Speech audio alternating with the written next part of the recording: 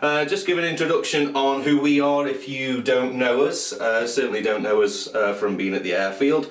My name is Mark Hilton. I am the CFI for microlighting, fixed wing, flex wing and sports aviation. And Andy Snell is the CFI for paragliding and paramotoring. We also operate a tandem hang gliding from here as well. We've recently got into kiting, so both myself, Andy and Barry do kiting at the airfield as well. Barry is working behind the scenes, making everything work for us. He's waving. And without Barry, a lot of what's happened these past 2 weeks wouldn't have happened at all. So from Airways, Airsports to Barry, a big thank you. Barry is one of the instructors for the paragliding here. He spent most of his flying career flying around the world and has got some great experience when it comes to all-round handling of paragliders. We have taken on board a lot of your requests, a lot of your comments. The videos are slowly creeping onto YouTube. We're running 2 cameras, so the one that you're watching on, which is very basic, it's my phone. Still haven't been able to resolve the issue. We're trying.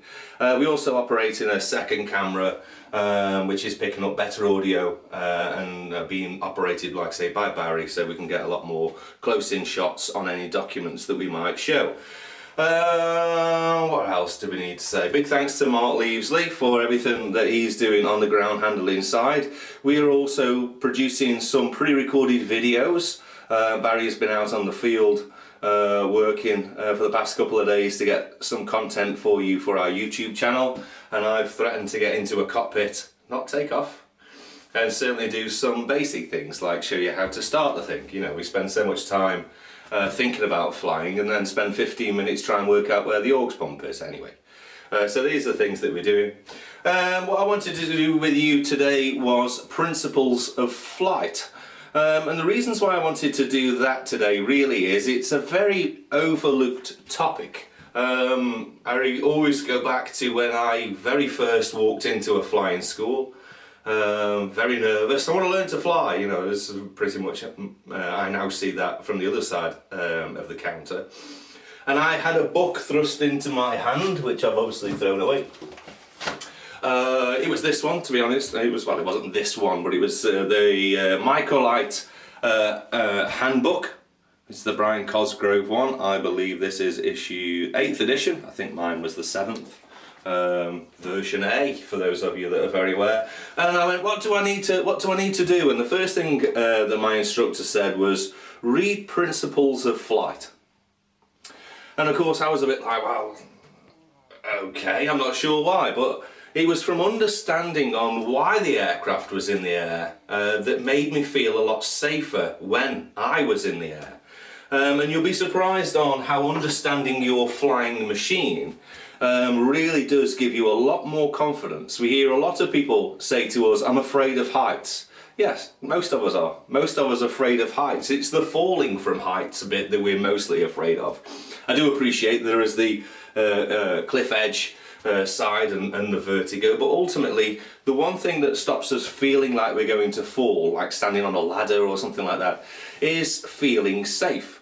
And the one thing that can give you a lot of confidence is understanding on why an aircraft or a paraglider, a paramotor, hang glider, sailplane, anything that can stay in the air, either under its own power or a glider, really will fill you with a lot more confidence. Certainly when you're maybe coming into land or taking off or maybe doing a higher bank angle turns, you know, just to understand on why that's happening in the first place really will aid your flying. And certainly now on the other side of things, you know, please, if you're a qualified guy, don't switch off and think this is all student based, because it's not. I a couple of years ago became a revalidation instructor as well, so that I could sign off licenses and revalidate you guys so that you can continue on flying. And to be honest, I've never been mean. I'm not picking on people. You obviously can fly, you know. But we try and bring things, or I certainly try and bring things back to the basics. And so I'll ask a pilot, right, let's slow the aircraft down. Let's maintain this altitude and slow the aircraft down to 60 knots. Because most people will take off and they'll fly at the airspeed that they're used to flying to. They'll set the power roughly where they're used to flying to, and that's pretty much what they do all the time. So taking someone out of their comfort zone and saying, well, let's fly a little bit slower.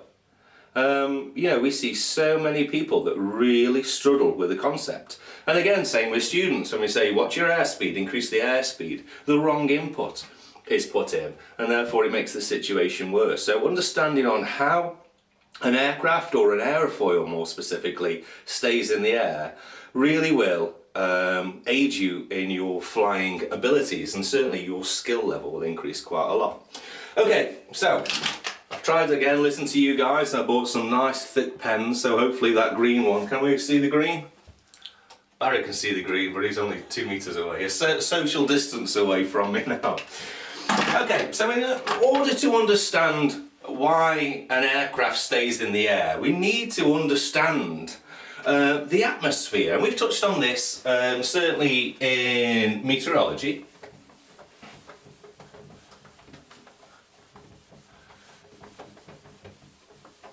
These new pens are a bit sticky than the others, but we need to understand.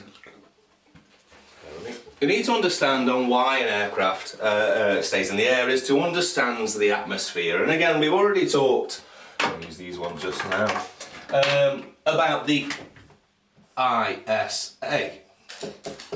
And this is the International Standard Atmosphere. This is what they've decided the average around the entire planet is. So the reason for understanding this is because all of your operating handbooks, be it a paraglider or a paramotor or a flex wing, a fixed wing, a GA, anything that's giving you information about your flying machine, its figures are based on the ISA.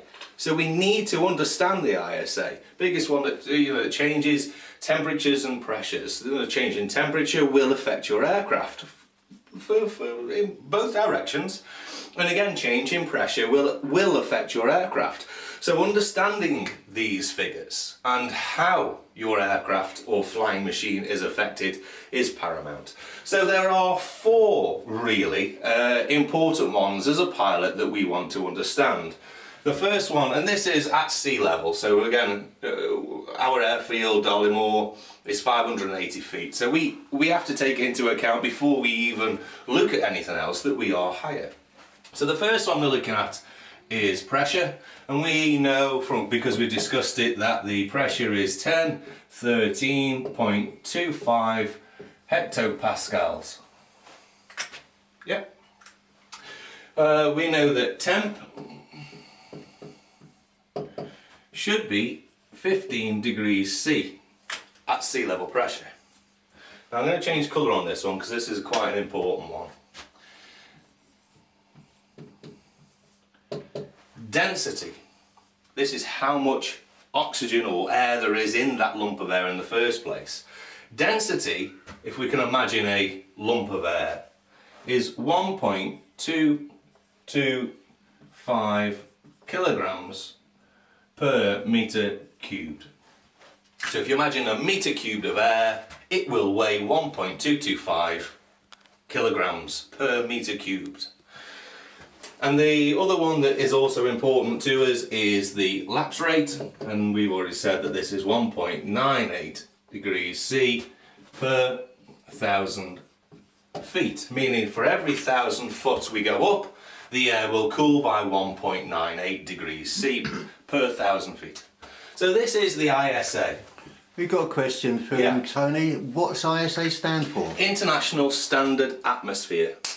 It's pretty much at the start of every meteorology or principles of flight textbook because it is really important. Wherever you are in the world, all of that information is bounced back to this information to give you an accurate document. So if your wing is made in where's Ozone wings made? Vietnam. If your wing's made in Vietnam, their atmosphere is going to be different than this country.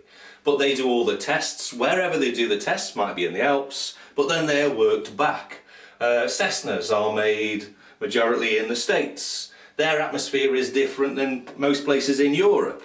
Their figures are worked back to the ISA. It gives us a benchmark and therefore something to go off. the key thing to remember is regardless of what the change, the actual concept, the actual makeup of the oxygen still remains the same, in that we have 78% nitrogen, I'll get my figures right, 21% oxygen, and then 1% of some other gases. So this always remains the same. It's just that lump of air, and again, my instructor, Captain Bradders, had a great way of describing it. It was a lump of air that you could hold in your hands. What is that lump of air currently doing? What's its pressure? What's its density? And what's its temperature? So yeah, a lump of air. I think it's a great way, certainly when you're from Stoke, a way of explaining it. So we need to understand, obviously, on how this air is affected when in motion, because our aircraft are normally in motion. Airspeed and altitude are your best friends. We'll keep coming back to this over and over again, and very, very true. So we need to be aware of how this lump of air is affected when it's in motion. Where did that thing go? I'm going to need a dry one, I think, after that.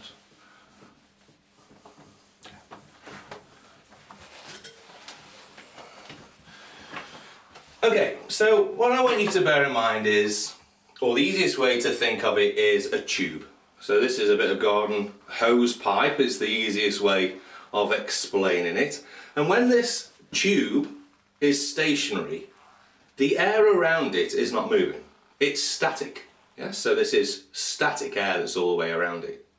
When this tube starts to move, the air that's travelling through it is now moving. It's dynamic, yet the air around it is still static. So another example, blowing through the tube. My air that I'm blowing through the tube is moving, but the air around it is static. So we get 2 points there. Let's see if this will dry out white on here. So we have our tube acting around it is static air, and air that travels through it is dynamic air. The key thing to remember at all times is that the static air plus the dynamic air will always be constant, regardless of how fast that air is travelling through it. If we were to add the static air and the dynamic air together, it would be the same, regardless of which one changed. So therefore, with an increase in dynamic pressure, there is a reduction in static pressure, is the easiest way of putting it. An easier way of showing you on this is to add a form of restriction. Now, I don't know if you'll hear this very well, it works quite well in a classroom. But what I'm going to do is I'm going to squeeze on this tube, and that's going to make, in effect, a venturi. You can see there's a restriction. So here we go, see if you can hear this. That was good, never got a whistle before. What's happening is my air is still remaining the same, but because I've made a restriction, the dynamic air is rushing through in order to get through the other side. It doesn't start pushing out more, it's following the path of least resistance. So if I put this on the board again,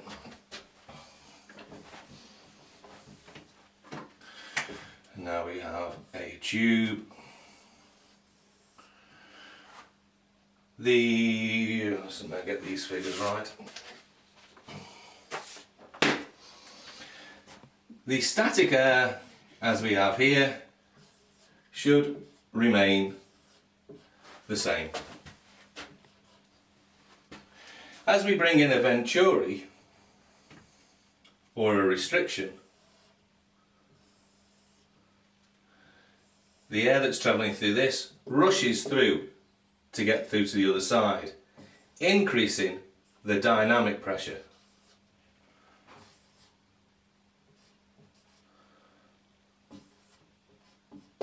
And therefore the static pressure reduces. But you can see that the static and the dynamic pressure remain the same. Now, why am I going on about hose pipes? And why am I going on about dynamic and static air? Because obviously the air that we're travelling in is static, and the air that's travelling over our aerofoil is dynamic. So if I was to move this out of the way and draw in this now as an aerofoil, you can see that this is the essence or principles of flight. The aerofoil camber shape encourages the air travelling over it to accelerate. Yeah? Whereas the static pressure around it remains the same. So this hopefully should bring us on to the 4 forces of flight. So remember the tube, remember the aerofoil, we'll come back to that.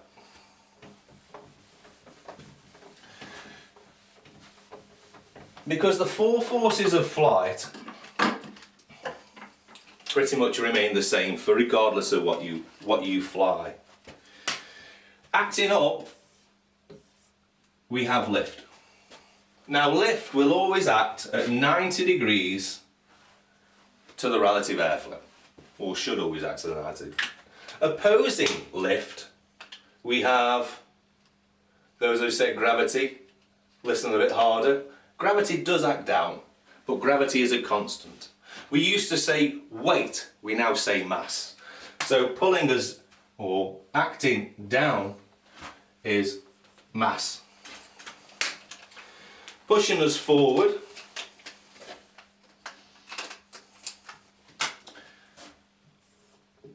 we have thrust. These pens are a bit on the large side. And pulling back, we have drag. This obviously being the direction of travel. Now, in order for us to remain at what we refer to as an equilibrium, all of these forces must remain the same. So in order for us to maintain an altitude, lift must equal the mass. If the lift doesn't equal the mass and there is not enough lift, the aircraft or flying machine will descend. If we are producing more lift, the aircraft will climb. So in order to maintain a level altitude, the aircraft must equal the mass. Now, in order to maintain an airspeed, thrust must equal drag. If we're producing more thrust to overcome the drag, the aircraft or flying machine will accelerate. If we aren't producing enough thrust, the drag will slow us down. Now, we could go into a lot more detail on this, which we will do, but what I want to do is kind of break down and just have a look at each one of these individually. But ultimately, all the 4 forces must be equal to maintain an equilibrium of flight. Now, I'm just going to pop this up here. Lift, mass, thrust, drag. Let me see that, Barry. Right.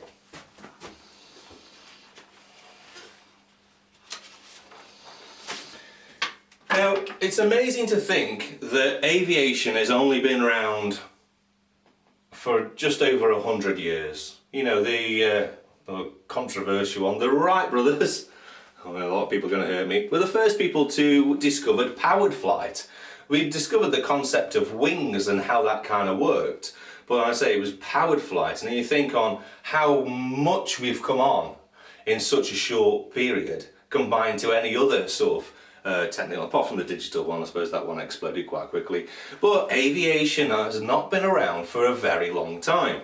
And there are lots, and still are, some people who are a lot smarter than me, coming up with varying designs on how to make something stay in the air. Now, the obvious one, first of all, was a wing that was a flat shape. And this, the easiest way to work out, we're driving along in our car, we have the window open, and we've all done it, or if you haven't, you probably will be doing tomorrow. No, not tomorrow. Once we are allowed out of the house, stay home. And I can hear Andy already, stay home. And we put our hand outside of the window as we're driving along, and what we do is we lift our hand up and it comes up, and we lift our hand, turn our hand down.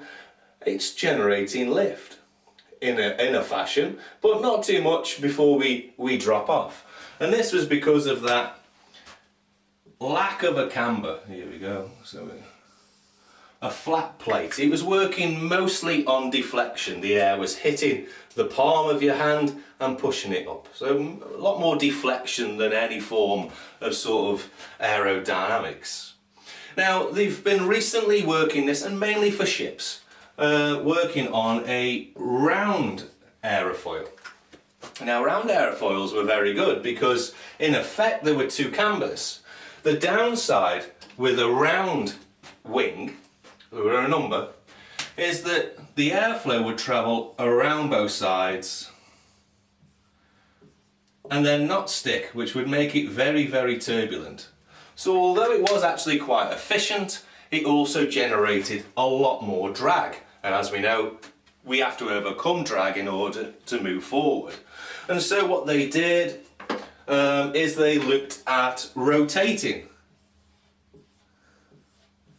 these cylindrical aerofoils, and they worked really, really well. The downside was that they were so complex that they just weren't practical for flight. They are now using them on some large ships. Again, go to YouTube, type in cylindrical aerofoil. You'll see some great videos of some guys throwing a basketball off a dam, trying to get it into a basketball net. It's one I show to my students all the time. And the first one they do, they just throw it static. And then the second throw, they spin it. And the difference, just from a spinning aerofoil, a spinning ball, as opposed to just static, absolutely amazing. It's why I have dimples in golf balls. It is, yeah. Aerodynamics plays a lot of parts in endless amounts of things. It's, you know, anyone who can get slightly more advanced on aerodynamics certainly will do well. It didn't take them long really that they worked out, well, we want the camber and we want the flat, so we can get the deflection, because that worked really, really well, and the camber worked really, really well. So this is where they bought into the classic aerofoil shape, which was quite bulbous at one end to a thinning end at one side. And they found that the airflow travelled over this quite well. You got some nice deflection on the underside, and this cambered air travelling over the top acted just like in a dam. The air accelerated over the top. We'll come more back into this one, and became the most preferred method. They also then elaborated on this one, in where they tried to do a double camber. So it was a wing shape that was more like this. So if that be your centre line. And again, it did work similar to the ball without the drag. The downside was it didn't produce as much lift as the flat bottom camber, though they did find that it was very, very useful for moving surfaces. So one where you will find a double camber on most aircraft is the rudder. So the rudder acts lift in this direction and can act lift in that direction depending on what input you're doing. And tailplanes, to be fair, some tailplanes also as well. And the other thing, if you wanted to fly inverted, you'd want lift to be acting this way. So a lot of aerobatic planes had a double cambered wing. But again, it made it a little bit more complex, a little bit more issues to deal with. And so the preferred method was the single camber, flat bottom aerofoil shape. And again, depends on certain aircraft types where this might be quite pronounced, and some were longer and some were thinner. Again, it depended on the particular aircraft designer and what they were trying to achieve. Right, so let's take a closer look at that cambered aerofoil. Now again, I'm just going to rattle through some labels before we go into too much. So our aerofoil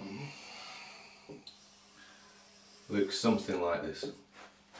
Now I know, just in case some of you paragliders are getting slightly upset, it's exactly the same. Cut off the front bit and put an open-ended and you have a ram air aerofoil. So yes, paragliders still listen, same principle. And so we need a direction of travel. Obviously we're going to be going in this direction. Now we also need, therefore, a relative airflow. And so the relative airflow would be coming in here.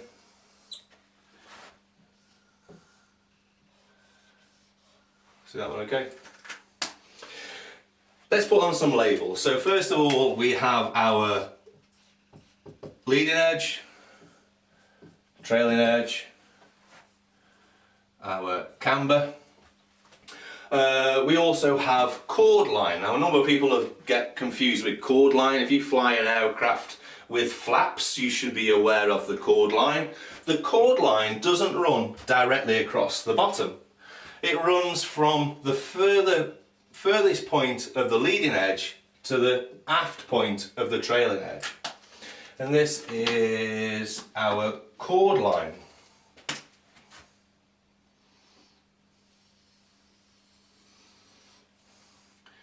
So, chord line.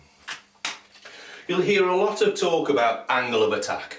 Will be mentioned a lot when we're talking about principles of flight. And this is why it's important to understand the chord line of your aircraft. Because the angle of attack is measured between the relative airflow and the chord line. So this is the angle of attack. Yeah. And again, regardless of what you're flying, it will have an aerofoil of sorts, you will have a chord line, you will have a relative airflow, and it's the angle of attack that makes the aircraft fly or not fly. Angle of attack or critical angle of attack are certainly things to be aware of. So this is an aerofoil section. Now an aerofoil can generate lift in a number of ways, and this is where a lot of pilots tend to get confused, because they are more aware that that aircraft will produce lift, but forget about some of the principles on how. The obvious one that we are aware of is the airflow. So the faster we're going, the more lift the aircraft produces. To be honest, this is the one that most people forget. They tend to think more lift, they pull back on the stick or push the bar forward. And yes, you are generating more lift, but it's the airflow over a wing that will generate more lift. So we'll leave a number of these on here. Let's take these off there.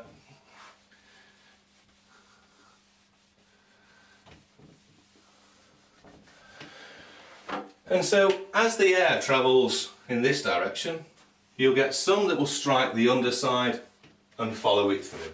You'll have air that will be split and travel over the top of the cambered airfoil. Now, this air at one point was travelling at the same speed as each other. So let's put this as a similar sort of speed. Whereas the air that's being deflected over the top of the camber is forced to accelerate because of that restriction in the airflow. Dynamic pressure increases.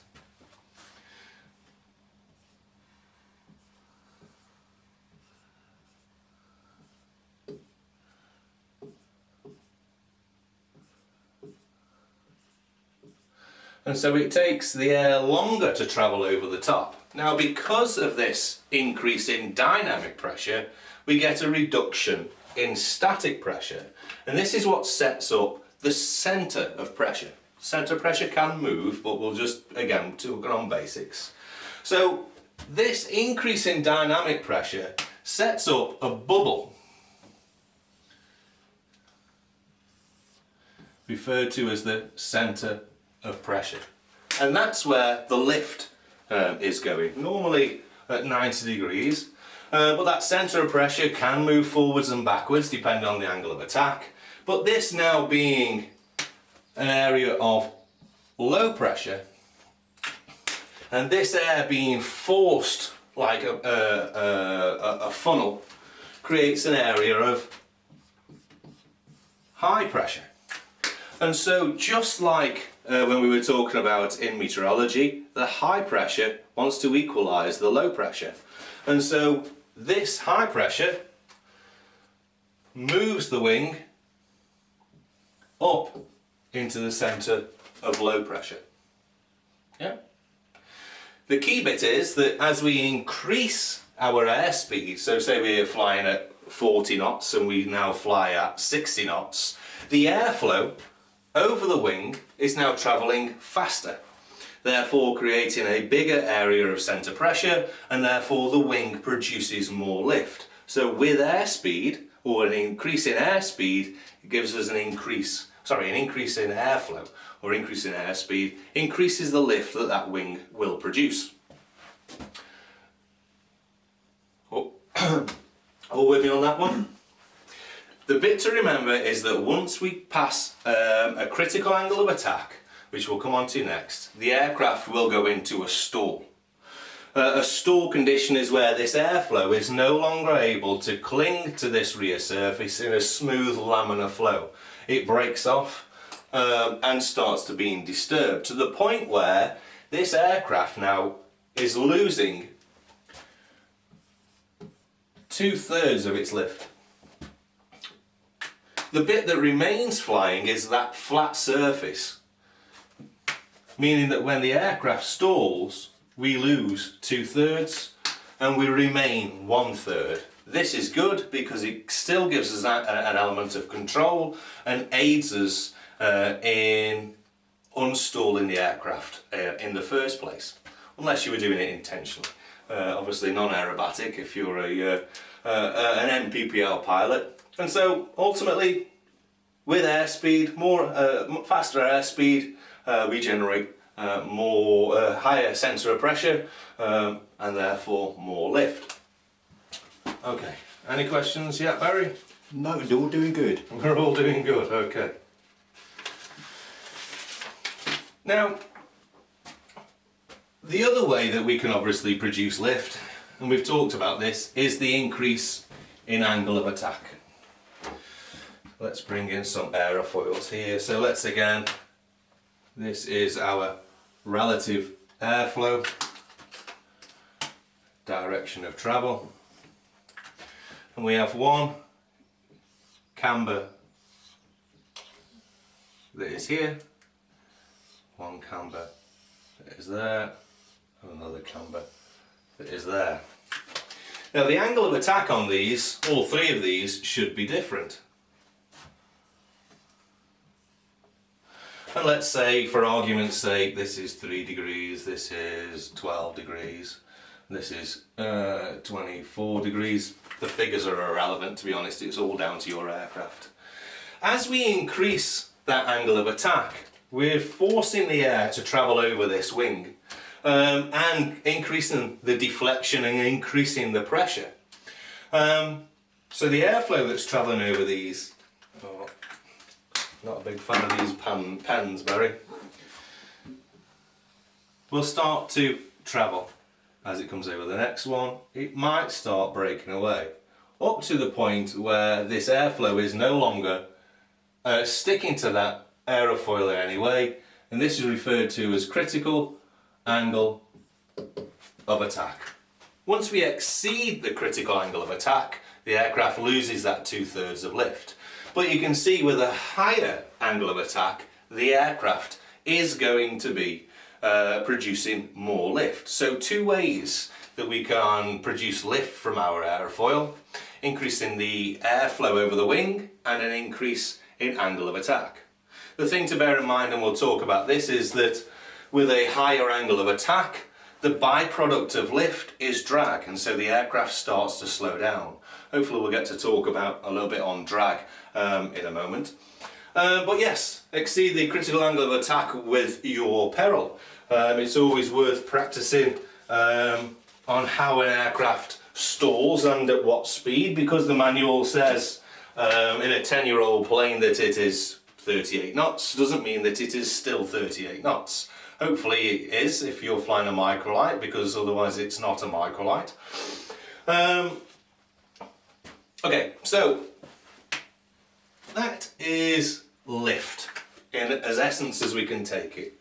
Now I'm going to rattle through these next three, really just because we're running out of time, and B, the lift bit and understanding on how your wing works is quite an important one. What I want to look at doing now is talking about mass.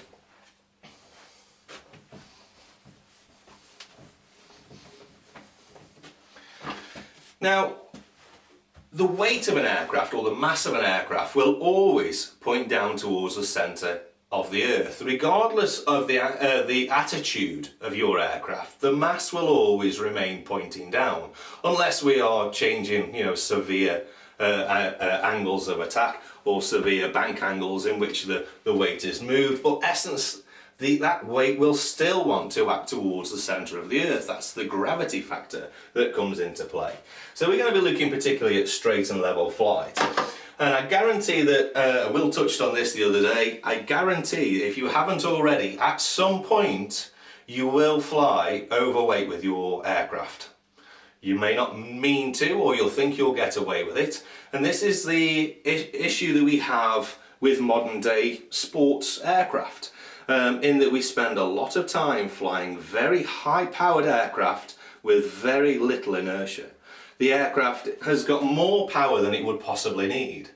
When I started flying microlights, the guys that flew fixed wing microlights were the guys that were made of hardened stuff. I used to see some of those AX2s and the thrusters and think, you would not get me in that ever. To be honest, I love flying them now. They're probably one of my favourite aircraft to fly, but they used to be so underpowered and so draggy that it made you wonder on how they got in the air in the first place. But again, lack of knowledge, you understand ultimately in principle. So let's put two examples here, and I'm going to use my notes. So we have one aircraft and two aircraft. These will be the same. Let's say it's a C-42 or a Skyranger, any aircraft, anything that's got a wing and some weight. And we're going to say that the weight of this, or mass of this aircraft, is 353 kilograms. The wing area of this particular aircraft is 12.5 meters square. So therefore we need to produce 353 kilograms of lift in order to maintain straight and level. Okay, so simple equation. So we have 353 shared into 12.5. Shouldn't have set myself up with this one, should I? We'll call it 28. 28 kilograms per meter square. Yeah. So let's change the weight slightly, and let's say that this aircraft weighs 450 kilograms. We've used that because it's microlights. That's our maximum takeoff weight for some aircraft, not all aircraft, but certainly for a microlight class. And again, this is the same aircraft, so it's 12.5 meter cubed wingspan. This aircraft needs to produce 450 kilograms of lift to overcome the mass of the aircraft. So again, here we go. Around about 35. 50 shared into 12.5 equals 36 kilograms per meter squared. So you can see that just with an increase of 100 kilograms, so me with a lot of clothes on, means that the loading on the wing per meter square has increased by 8 kilograms. So 8 kilograms per meter square, and there's 12 of them. So the aircraft really has a lot harder work to do when you're flying at a higher weight as opposed to flying well within the weight. So should you exceed this weight, that the aircraft may struggle to maintain or stay straight and level or maintain the climb at all in the first place. And what happens is, so this is a traditional aircraft, this is HMS Shelley, that in order to produce more lift, we know that we're going to produce a higher angle of attack. Yes, so that's what we want to do.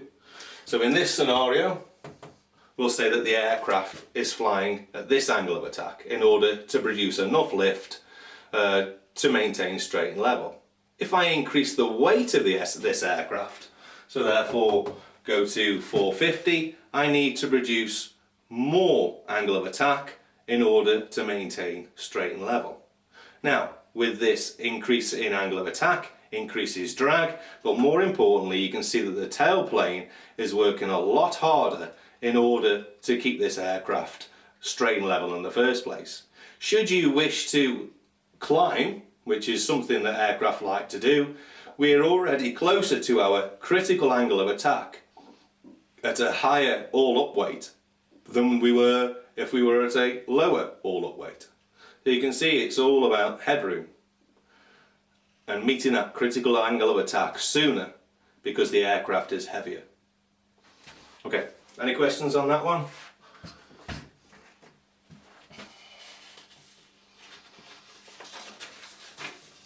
Now, the weight of an aircraft will always act like a pendulum.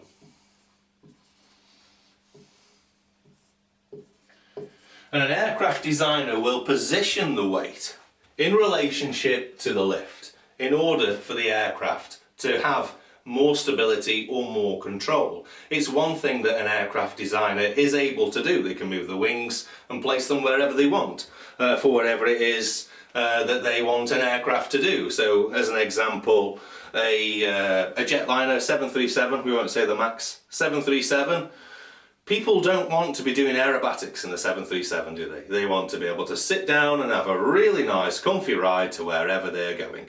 So the aircraft is designed to be stable. Whereas if you're flying something like a Spitfire or an extra 300, you're not wanting stable, you want maneuverability. And so that they will move the weight and that centre of pressure around to make the aircraft less stable and therefore more controllable. Microlights and certainly GA planes, 150s, 152s, they're perfect trainers. They sit smack bang in the middle, probably more towards the stable side, if anything, because you don't want an aircraft that's so hard to turn it takes forever. You don't want an aircraft that's so twitchy you've got to put in constant inputs. But a key thing to do, little and often, is my tip. Okay. So we've done lift, we've done mast, let's take a look at thrust. Now I'm not going to go into engines and start talking 912s or two strokes or anything like this, or we really want to look at how an aircraft produces thrust. Now there are a number of ways, and if Andy was here obviously he'd be coming in and talking to us about sailplanes. We will go into these in detail, but ultimately an engine turns a propeller. Here is the best part of a propeller. And the reason why this has been lopped off is, as you can see, that this propeller is actually an aerofoil. You can see there is a flat bottom and a cambered top. So this propeller is generating thrust. It's generating lift, but in a forward motion. It's pulling us this way. The entire aircraft or flying machine is bolted to the back of this, and the aircraft is pulled forward, unless it's a flex wing and then it's pushed. Depends if it's a push or a pull, obviously. But of course this propeller is turning, and it can turn nearly up to subsonic speeds on most fixed pitch aircraft. And this again sets us up with a problem in that the airflow that's travelling around the root of the propeller is travelling a lot slower than the air that's travelling around the tips. And so this is where, I don't know if you can see this, can you see that one there? This is where the angle of attack changes through the span of the propeller in order to produce equal amount of lift from the root to the tip. So you can see here the angle of attack is quite pronounced, so I can put a piece of paper on this. So if I hold this in the same place, you can see that the angle of attack at the root is quite pronounced. There is a high angle of attack, whereas the angle of attack at the tip is much more reduced. So it is a lower angle of attack. but it's been designed, and this is why I love wooden props. Someone has made this by hand. Amazing. And we wonder why they cost so much. You make one of these for what they sell them for. And so the propeller is designed to produce equal amount of lift from its root to its tip. Thus the change in angle of attack from the root to the tip. Okay, but it's still an aerofoil. So that's thrust. Thrust is real simple.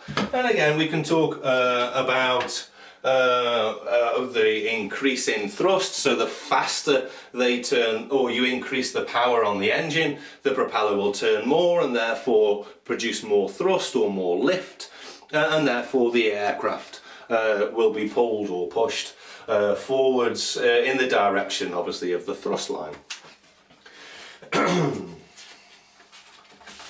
The next thing we need to look at is drag. Because a lot of people don't pay attention to drag. They think that because they're at full power and that they are pulling back on the stick, the aircraft will fly. Or because they're at full power and they've got the aircraft set, that the aircraft will fly. Not necessarily. Drag is a huge portion on why aircraft slow down and drop out the sky really, really quickly. Normally pilot error because we've done something daft, or we're trying to do something that we intended to do when it's just gone wrong. But drag ultimately is the one thing that's pulling us back. It will slow us down. It will slow us to a point where there's not enough airflow travelling over the wing to produce enough lift. Now there are a number of types of drags, but we're going to look at two of them specifically. The first one is parasitic drag. So I'm not going to write it all. Parasitic drag. Parasitic drag is everything that's sticking out of an aircraft that's not designed to allow airflow to travel around it. So things like wheels. We put spats on wheels to reduce the drag. Things like antennas, things like struts, unless they've been designed to be also aerofoils, which a lot of aircraft now are.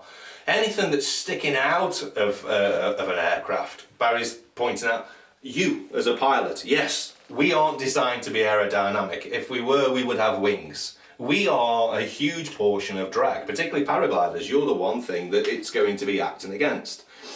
And the easiest way of making you aware of on how draggy these things are is that most of us, I hope, have ridden a bike or of some sort, or have been outside, and when we're at a sort of dawdling pace, everything's okay, there's no wind around, we start to accelerate, we start to pedal faster, or we start to travel faster, and that airflow that we're hitting against now, our face and our body, is what we're working against. This is why you'll see the cycling, they're all wearing lycra, not because they want to look like Power Rangers, because they are trying to reduce their drag. That's why you'll see them wearing aerodynamic handles, where you'll see people down in the squats and being as close. They're trying to reduce their drag, which is what they're working against. And so if you can imagine, there we go, a flat plate there, the airflow is travelling in this direction. The airflow that is hitting this flat plate is really going to push back on that scale, and you'll see this, it'll come around here and it'll work. If we were to add an aerofoil around this, the airflow would travel around it, and therefore the drag would be reduced. Yeah. So if we were looking at this on some form of graph, if this is drag and this is speed, you would see that as that speed increases, the drag would also increase. It's a simple one. What else do we have? We also have the other factor, which is induced drag. Now induced drag is something again that we always get. Induced drag is a byproduct of lift. The more lift we produce, the more drag we create. And this is very simple. So if we imagine a wing here, as this airflow is travelling over the wing, this air that is travelling over the top, we know is accelerated, comes along and twists. The airflow that is travelling on the underside is straight and deflects the other way. And this sets up vortices. These vortices travel along the leading edge to the tips. Very simple. The more airflow that we travel over the wing, the bigger the vortices, the more drag is created. So, as we push that bar forwards or pull the stick back, we are generating more lift, but we're also generating more drag. And that's what slows us down. And the thing to remember is that we need an element of airspeed in the first place in order to produce some lift. So in this scale, we would start somewhere here. But in order to increase speed, we would have to reduce the angle of attack. So we're reducing the angle of attack, we're now increasing the thrust, which is pushing us through the air. The thrust, the airflow travelling over the wing, cuts back instead of the higher angle of attack. And therefore, we have a lower angle of attack in order to produce speed. So as we accelerate, the drag is reduced. So at a slower airspeed, we have the maximum amount of drag. At a faster airspeed, we'll get less drag. What you might find in some manuals is what's referred to as the drag curve, or you'll hear a lot of people talking about the drag curve. And this is where these factors have been joined together, because you can see that here, although the induced drag is at its lowest, the parasitic drag is at its highest. And so you will get a total drag curve, I'll do it in black, which will look something like this, where it's the two that are added together. Why is this important to us? Because this is what gives us all of our critical airspeeds. So if I was to bring this in here, we have an optimum curve here. You can see where at this speed, here, let's say that's 40, and at this speed, let's say that's 80, the drag is the same. Now, if you're referring to flying at the bottom of the drag curve, you will have obviously an airspeed there. So you will have an airspeed which you would choose to fly at because it's offering up the least amount of resistance. So should you be flying along cross country and you want to reduce the drag, you would therefore fly at the airspeed required in order to minimize fuel burn, in order to get there in the first place. Whereas if you were looking to maybe climb, you would be flying at a slower airspeed in order to increase on the lift, but you would also want to reduce on the drag. So flying any slower than this would be irrelevant, because as you would be flying slower, you would also be increasing the drag. And vice versa, you know, you hear, oh, how fast does it fly? Is a question that we get a lot. How fast does it fly? Well, I fly a C-42. I've had it up to 120. I wouldn't choose to be there because it's bloody awful. And then also I'm using more power in order to overcome the drag. So what speed do I fly? I fly at the speed that suits the aircraft. And so we have here a nice band where the aircraft is capable of being outside, but ultimately you want to be sticking in this zone. And that's relevant for paragliders, paramotors, flex wings, fixed wings, GA aircraft, all the way up to 737s, A380s. They call it a cost index, where they are working whether the aircraft they want more speed or they want less fuel burn. Yeah? And so they will punch that into the computer before they take off. Okay, so principles of flight: lift, mass, thrust and drag. All four forces of flight work together. Increasing one will be detrimental to another. Increasing another will affect the aircraft in some way. So knowing on how your aircraft produces lift, being conscious of the mass, being conscious of the available thrust and your drag will make you a better pilot and be a lot more aware of how you fly and why you fly. Okay, that's it for me on principles for flight. Quite a theory-based one, obviously. I hope it's been of some use. We have Will, who will be coming back with us maybe Saturday, probably Sunday, and he's promised he will do some basic RT, or certainly an introduction into radio telephony for us on Sunday. As always, we'll be going through all of your comments either tonight or tomorrow, and if there's any questions I'll try my hardest to answer them. You're more than welcome to message us privately. I understand that some people don't want to have a public sort of figure, so you're more than welcome to message us privately through Airways Airsports. Our hard versions of these videos will be on our YouTube site shortly, so again, go over to YouTube, find Airways Airsports and click subscribe. It is free. We certainly won't be trying to charge you.